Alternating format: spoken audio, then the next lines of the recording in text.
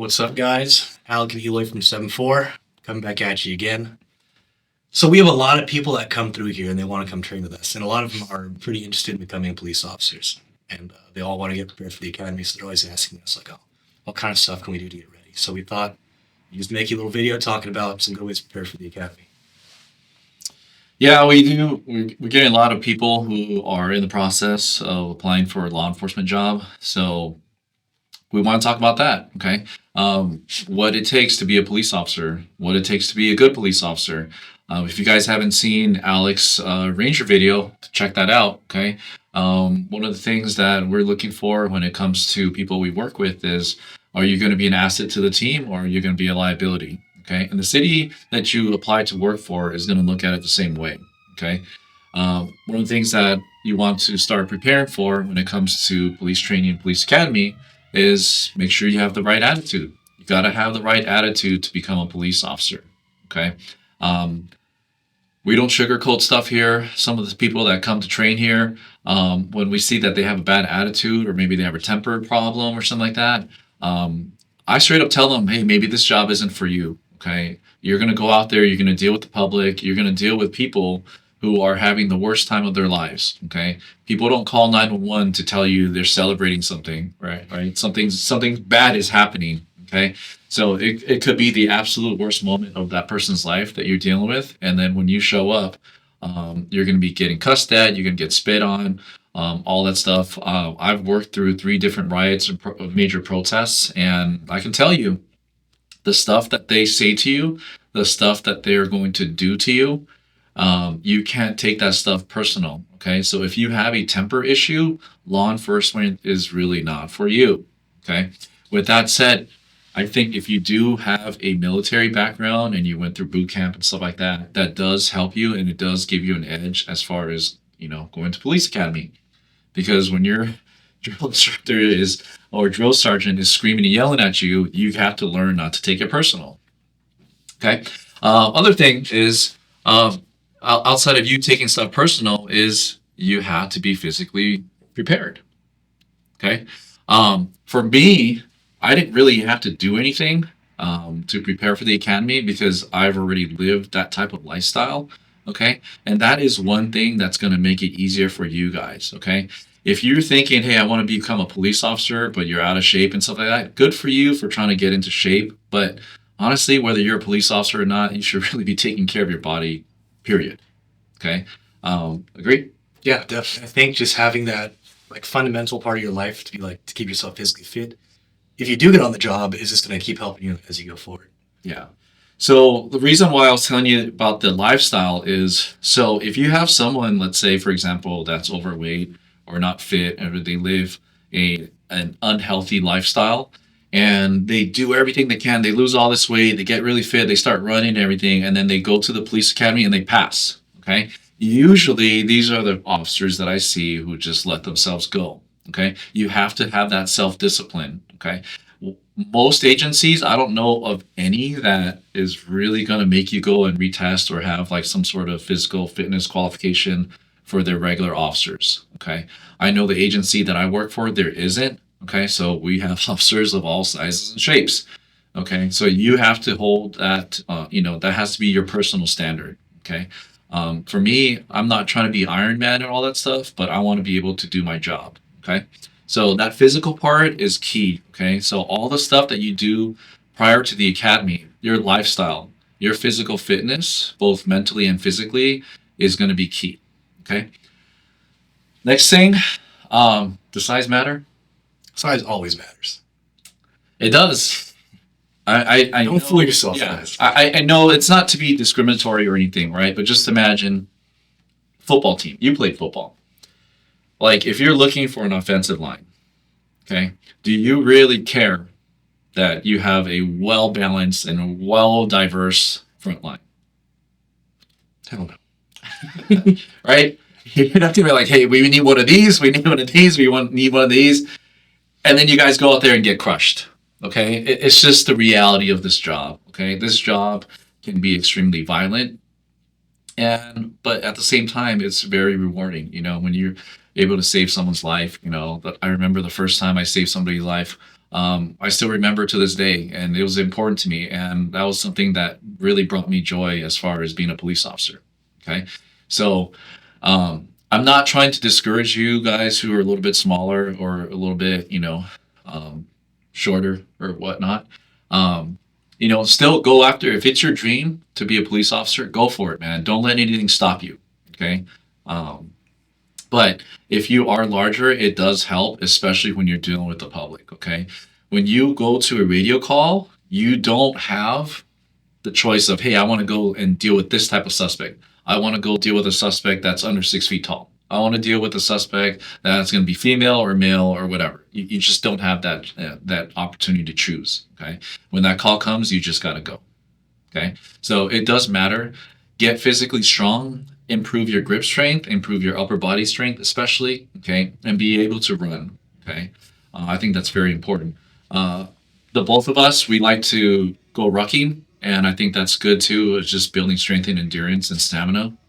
So that's good. Obviously, we teach shooting here. So if you're a good shooter, that's going to be a plus. Okay. So even though we teach shooting here, a lot of agencies, the way they teach their firearms could be a little bit different than here. But the fundamentals of marksmanship, shooting, all that is still the same. Okay. So if you're a good shooter and that's already part of your lifestyle and you live that, it's going to be much easier. Okay. Because I'll tell you right now, having trained police officers for years and years and years and years, police officers are not the best shooters. Not even close. Okay. There's not that much training at the academy. Okay. And most agencies, their qualification standards are pretty low.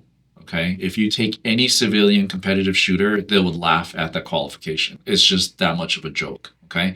So have the discipline to push and improve yourself well beyond your department standards. Okay. That's going to help you when the time comes where you have to use deadly force to save your own life or somebody else's.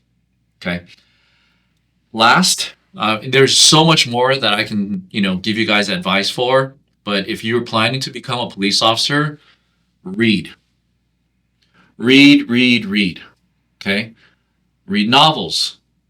Learn how to write and describe things. Okay. I can't tell you how many police reports I read. And I'm just like, what is this person talking about? Like, there is like, do you remember? You're probably too young, but in the 90s, there's a show called In Living Color. And Damon Wayans, there's like a sketch where he's like trying to be like a scholar. This guy's using all these big words, right? So Damon Wayans, if you guys look it up, In Living Color. So he comes up and he's like talking all this stuff and he's trying to be a scholar and he's using all these big words, but obviously it was a comedy. But all the stuff that he was talking about didn't make any sense. He's like using all these big like philosophical words and it was just a joke and so people laughed. Okay. But that's what a lot of police officers sound like in their reports. Okay. They don't make sense. So if you read and you know proper use of grammar and how to describe things, that's going to greatly help you in court. Okay. Most police officers don't really testify in jury trials. Okay. A lot of times, I know for the city I work in, it's all prelims, prelims, prelims. So if you do testify, it's really short. Okay. But you officers out there, if you're writing crappy reports, okay, and you go to jury trial, that defense attorney can absolutely destroy you. Okay.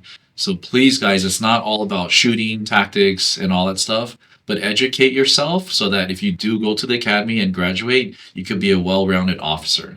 Okay. It's not always about just looking the part, but do it. Okay. And last thing I would say is you got to have the heart of a lion. You got to. Okay.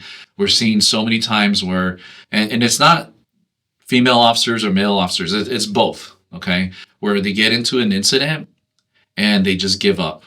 Okay. We see lots of it and you got to get the training and really see what you're made of. Okay. Because when it hits the fan, okay, there's no time to be like, okay, well, I'm not in this fight. We saw it we don't have to post the video because it's already going viral, but we saw an officer last week who was begging. Completely gave up. Gave up the fight on their knees, begging the suspect not to shoot them. Partner gets into a shooting with that person while this other officer is hiding behind a van like hyperventilating. Okay, it's not her fault.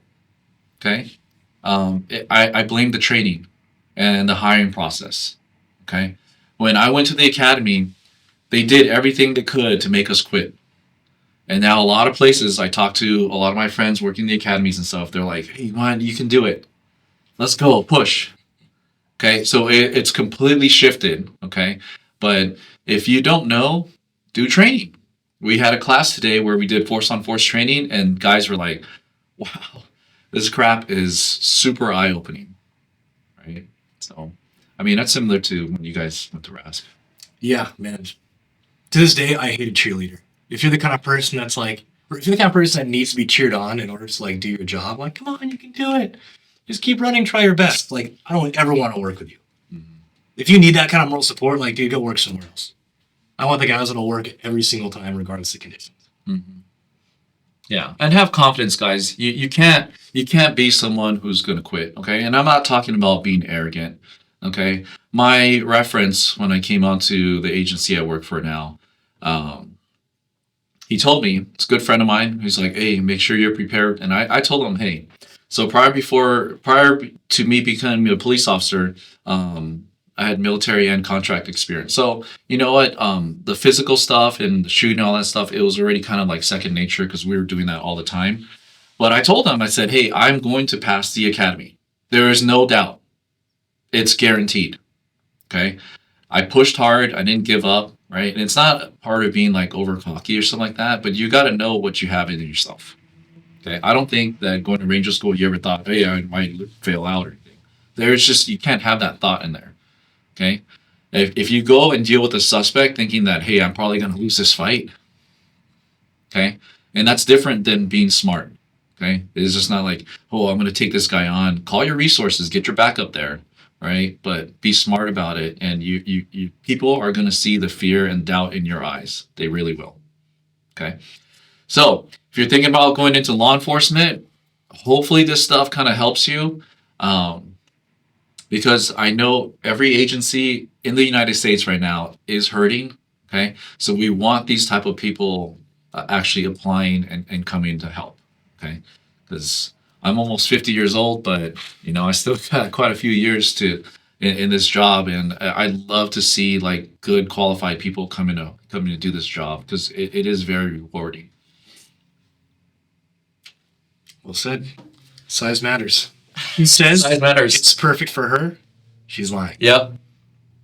And if you don't have the size, how do you use your skills and how do you use your body and stuff? Okay. Yeah. Get some combatives trainings, all that stuff. Everything matters. Okay. Be well rounded. See you guys.